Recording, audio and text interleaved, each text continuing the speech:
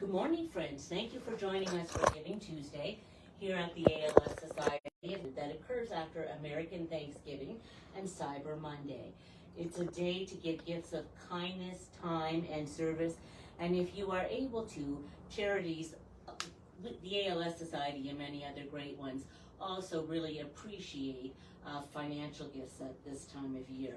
For us at the ALS Society, it's the kickoff to the giving season, a time to share the impact of our work, and a time to say a big thank you to all of our friends and supporters who help us all year long. Your support has helped us provide free of charge mobility, breathing, communication, and other types of assistive equipment. This year, to date, we've loaned out over $400,000 worth of equipment. Wow, and thank you. We're very happy to have with us this morning Kim Batherson, the General Manager of Halifax Grain Elevator, past Treasurer of the ALS Society, and Kim's dad and uncle had ALS. But Kim's most important role is that of wife, cat mom, I think there's three, isn't there? Three. There is three. And daughter to Marguerite and George Batherson. She also has two brothers, Scott and Eric. My sympathies, I have two brothers as well, and you know, Thank you. that can be tough. Welcome and happy Giving Tuesday. Kim, on the day that your mom and dad received the ALS diagnosis, they were told at the clinic to call Terri. And Terri was the former Client Services Manager for 14 years here at the ALS Society. Your family did reach out, and you described that moment as a lifeline. And you said that it brought your family peace. Tell us about that peace and what it meant to your family. So I think anybody going through such a devastating diagnosis, the first thing, you just feel completely lost. You don't know what to do, who to talk to, where to turn, what's going to happen. And, you know, aside from getting on the internet and Googling everything, which can be scary, yes. To have somebody like Terri and the ALS Society say, okay, look, we got you. We got you. We'll explain everything. We'll help you navigate through everything. And as you know, in Nova Scotia, you know, the healthcare system is difficult sometimes to navigate through, and sometimes you don't even know what resources are out there for you.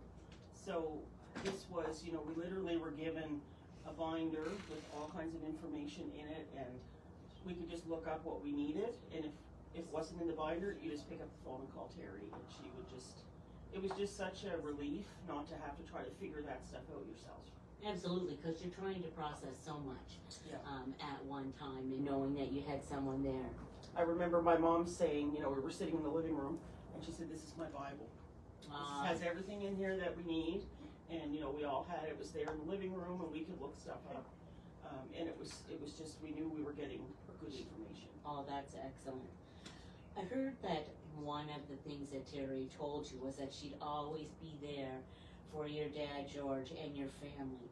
How did Terri's support help you cope with ALS?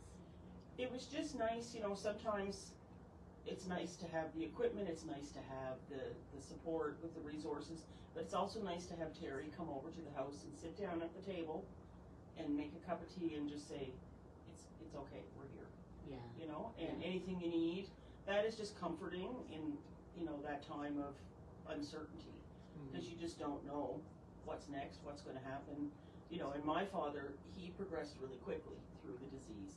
So it seemed like every day, as soon as we got used to one thing, it was on to the next thing, and we had to get used to something new. And Terri was right there all the way. And I remember her saying, I remember Dad saying, I don't need that equipment just yet. And I remember Terri saying, you know, you probably should just get it in place, just in case, you know. And she was so right, because she's been through it with other families, and she kind of, so it's just nice to have that kind of guiding hand along the way. So our ALS families have been our greatest teachers. We learned something new. After 14 years, I still learn something new from families that are coping with ALS. Yeah, that's great. Kim, your dad never lost his sense of humor.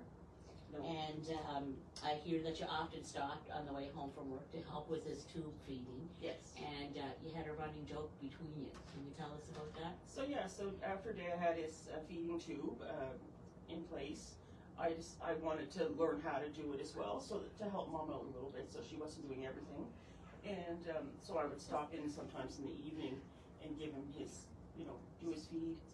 And I'd always joke, and of course, it's just that Ensure Boost kind of stuff that you put in the feeding tube. And I would ask him every night, Dad, what do you want for supper tonight? And he would say, oh, turkey dinner. I'm like, yeah, coming right up. So, and it was just our joke. Like, we had to just keep things light. Yes. Because, it was nice that there was still laughter in the house. Yeah, absolutely. And another time I was over helping him with the feed, and I was just kind of learning still, so it was like flush this and clip that, and I forgot a step, and we had water spraying all over the living room, and he was hooting and hollering, and Mom was thinking something was wrong, and it was all fine. It was just funny. We were laughing, so it was nice. It was nice just to be able to see, still have humor in that devastating time. Yeah, absolutely.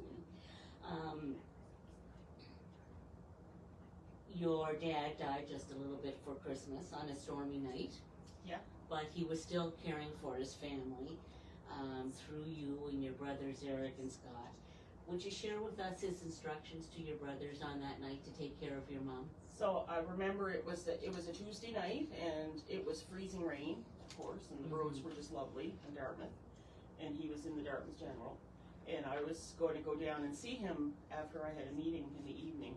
And my brother Eric was in with him at the time and visiting, and he was telling my brother, you tell your sister, I don't want her driving on those icy roads, and not to come down tonight because I'll be worried about her driving, and tell her, come see me tomorrow, that's fine.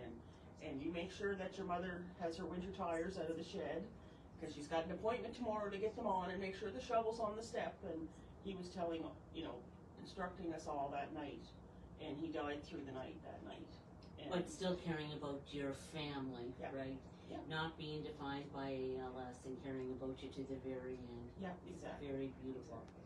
Kim, you are a very caring person, and you always say yes whenever we put out the call for help. Why is it so important for you after all these years to still support the ALS Society? Before our family was affected by ALS, I had no idea this even existed. And what a shame, because such an important charity, such an important organization, and I just wanted to tell everybody after we went through. And I literally, at Dad's service, at his visitation, I was talking about the ALS Society to people. Because people were saying, oh, is there a charity we can make a donation to? I'm like, well, yes, there is, buddy. Let me tell you about it. And so he passed away in December, and that January I came in and set up a meeting with you, and I came into your office and I said, put me to work. What can I do? And no one says that and gets away with it. No, I know. I do have a hard time saying no. But I'm so passionate about it because, you give money to, all charities are wonderful and they do really great work, but we saw this personally for our family firsthand, where the money goes, what the money does, and how it impacts families and how it helps them directly. My father had a power wheelchair, he had a cough assist machine, he had a BiPAP machine, he had a hospital bed, he had a IV pole. He had so much equipment that he desperately needed, and for my parents to have to go out and buy that was just not reasonable. And they were retired. They didn't have, a full medical plan anymore, now that Dad wasn't working anymore. So if the ALS Society wasn't there to provide that equipment, he probably would have had to go into a facility, and he wanted to be home. Yeah, of course. He wanted to be home in his living room, to look out his front watching window. Mrs. Brown's Boys. Watching Mrs. Brown's Boys, yeah. That kept laughter in the house for sure. Yeah. And, he enjoyed to be able to just go outside, go down the backyard to his garage, he didn't want to be in a nursing home or in a hospital. And home, having time with his family. Having time with the making family. memories. Yes, because, as his body didn't work, but his mind did. Yeah, And we still were able to have that time with him right up until the end. And it's just so, it's just so wonderful, such a wonderful organization. And I tell everybody, I mean, I have a dragonfly tattoo on my forearm. And roll up your sleeve and let us see it. Okay, just let me get rid of my coffee. Okay. So I have this dragonfly tattoo on my forearm, and I find it's a conversation piece. Whenever people say, "Oh, isn't that nice?" Well, Yeah. let me tell you. So I get to talk about it, and I've actually met quite a few people that have a connection to ALS. And I was at an appointment with a naturopath, and she saw my dragonfly, and she's like, "Oh, I love dragonflies. My sister had ALS." Oh, So of course we gosh, start yeah. chatting. Having a conversation. Yeah, having a conversation and talking about, you know, what the society does. And I do, I have a little income tax business on the side. And one of my clients, she's an elderly lady, and she knows how passionate I am. And she's very low income. She doesn't have a lot of money, but every year when I do her taxes, she gives me an extra $20, and she says, "Put this towards your ALS." Aw, isn't that lovely? And it's just so, because she knows it's important to me. And so it's just so nice that she does that. Oh, that's wonderful. So there you have it, friends. ALS, amyotrophic lateral sclerosis, anyone's life story, and between dad and daughter, anyone's love story for sure. So happy Giving Tuesday. Stay with us today. Come back in a little while. Emily's going to take you through the warehouse. Do something wonderful today. It can be very simple. Buy a coffee for a stranger, help someone open a door, and if you have the ability, support a charity that speaks to your heart. Of course, we hope that it might be the ALS Society, and you can donate through our website at www.alsnbns.ca. Thank you, Kim. We really appreciate you sharing the story with us today. My pleasure. My pleasure. Thank you. Wonderful.